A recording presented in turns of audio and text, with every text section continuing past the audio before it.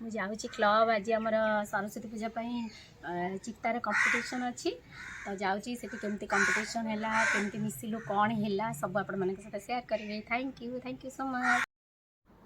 ମୁଁ ଏବେ ସାଙ୍ଗମାନେ କ୍ଲବ୍ରେ ପହଞ୍ଚି ଯାଇଛି। ଆକ୍ଚୁଆଲି ଟାଇମ୍ ହେଇଯାଇଥିଲା, ଆଉ କିଛି ଅଧିକ ସୁଟ୍ କରିପାରିନି କାରଣ ଆମର ଆଜି ମାନେ ଚିତା କମ୍ପିଟିସନ୍ ଟାଇମ୍ ଥିଲା 1 ଆୱାର୍।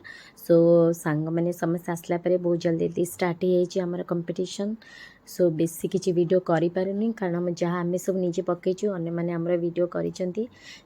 ଯଦି ସାଙ୍ଗମାନେ ପ୍ଲିଜ୍ ଆପଣମାନଙ୍କୁ ଗୋଟେ ଛୋଟ ରିକ୍ୱେଷ୍ଟ କରିବି, ଯଦି ମୋ ଭିଡ଼ିଓ ଆପଣଙ୍କୁ ଭଲ ଲାଗୁଛି ପ୍ଲିଜ୍ ସାଙ୍ଗମାନେ ସବସ୍କ୍ରାଇବ୍ ନିହାତି କରିବେ। Thank you so much. ଏବେ ଦେଖନ୍ତୁ ଆମର ଆରମ୍ଭ ହେଇଯାଇଛି ଚିତା ପକାଇବା। ସମସ୍ତେ ଆମେ ପକାଇଛୁ। ଆମର 4:30 ଏମିତି 3:30ରୁ 4:30 ଥିଲା ଆମର ଟାଇମିଂ ଚିତା ପକାଇବାର ଚାଲିଛି। ଆଉ ଗୋଟେ ମାନେ ସମସ୍ତେ ଆମେ 12 ଜଣ ଥିଲା ଆମେ ପକାଇବାର, ଏମିତି 11 ଜଣ ଆମେ ପକାଇଛୁ। ସମସ୍ତେ ପୁରା ବ୍ୟସ୍ତ ଚିତା ଆଙ୍କିବାରେ।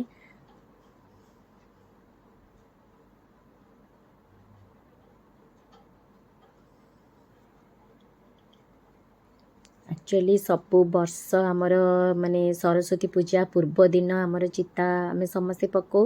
ମାଆଙ୍କ ପାଖରେ ଚିତା ବି ପକା ହେଇଯାଏ, ତା ସହିତ କମ୍ପିଟିସନ୍ ବି ସେମିତି ଗୋଟେ ଛୋଟ ରହିଥାଏ। ତ ସେମିତି କିଛି ଏତେ ବଡ଼ ନୁହଁ, ମାନେ ଆମେ ସବୁ ଖୁସିରେ ଏମିତି ମାଆଙ୍କ ପାଖରେ ପକାଇବା କଥା। ତା ସହିତ ସମସ୍ତଙ୍କୁ ମୋଟିଭେସନ୍ ଯେମିତି ଗୋଟେ ମିଳିବ, ସମସ୍ତେ ପାର୍ଟିସିପେଟ୍ କରିବେ, ସେଥିପାଇଁ ଗୋଟେ କମ୍ପିଟିସନ୍ ଟାଇପ୍ର ରହେ। ତ ଦେଖନ୍ତୁ ବହୁତ ସୁନ୍ଦର ସୁନ୍ଦର ସାଙ୍ଗମାନେ ଆମେ ମାନେ ସମସ୍ତେ ପକାଉଛନ୍ତି। ଟ୍ରେଣ୍ଡ ସେସବୁ ଆମେ ସାଟର୍ଡ଼େ ଦିନ ଆମେ ସବୁ ପକାଇଥିଲୁ।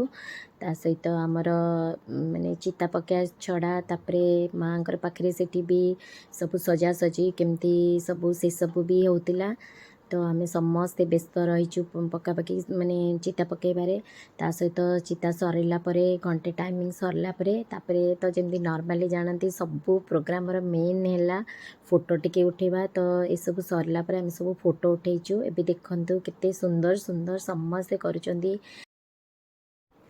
ଏମିତି ତ ମୋର ମାଣବସା ଭିଡ଼ିଓ ଦେଖିଥିବେ, ଆମେ ମାନେ ଯାହା ମାନେ ଯେମିତି ମିଶିକି ସବୁ ପକାଉଥିଲୁ ଚିତା ପକାଇଛୁ, ସେମିତି ଆମକୁ ମୋତେ ଏତେ ଭଲ ଆସେନି। ବସ୍ ପଦ୍ମ ଫୁଲ କରିଦିଏ ସବୁବେଳେ, ଯେମିତି ଘର ଓଡ଼ିଆ ଘରେ ମେନ୍ ହେଲା ପଦ୍ମ ଫୁଲ।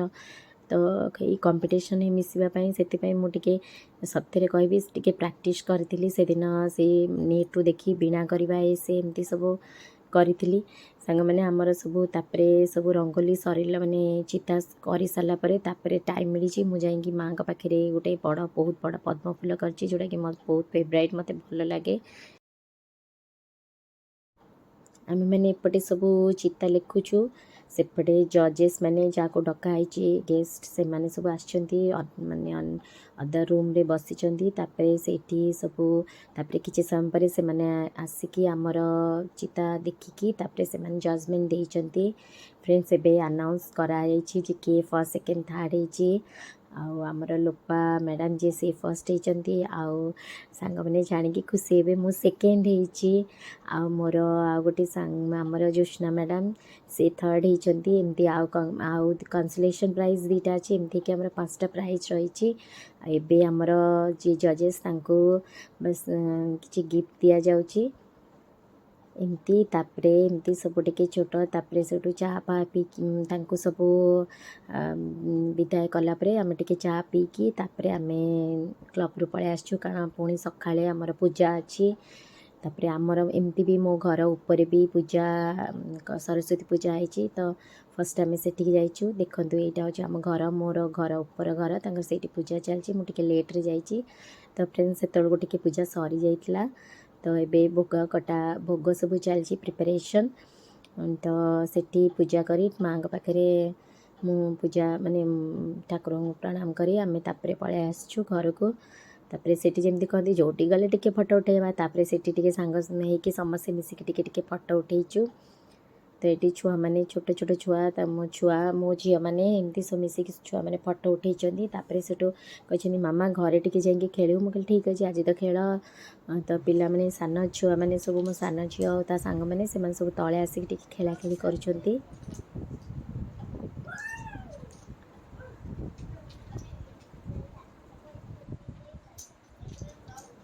तापरे सेठू आमे क्लब जाइछु क्लब रे आज पूजा सहित लंच भी प्रिपरेशन अच्छी सब वर्ष आमर जमी गणेश पूजा और सरस्वती पूजा रे आमर क्लब रे लंच अरेंज करा जाए।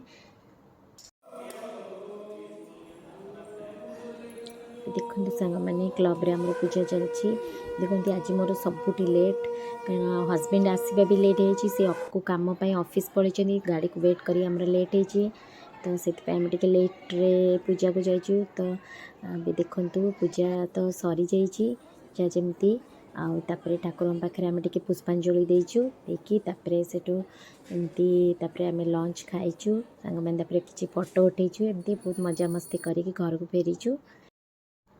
सांग मैंने मोर चिता बीणा जो करी केमती लगे निश्चय कमेंट करेंगे बहुत कष्ट करके माने 2 दिन है प्रैक्टिस करी तो निश्चय कमेंट करी जनइबे केमती लगिला।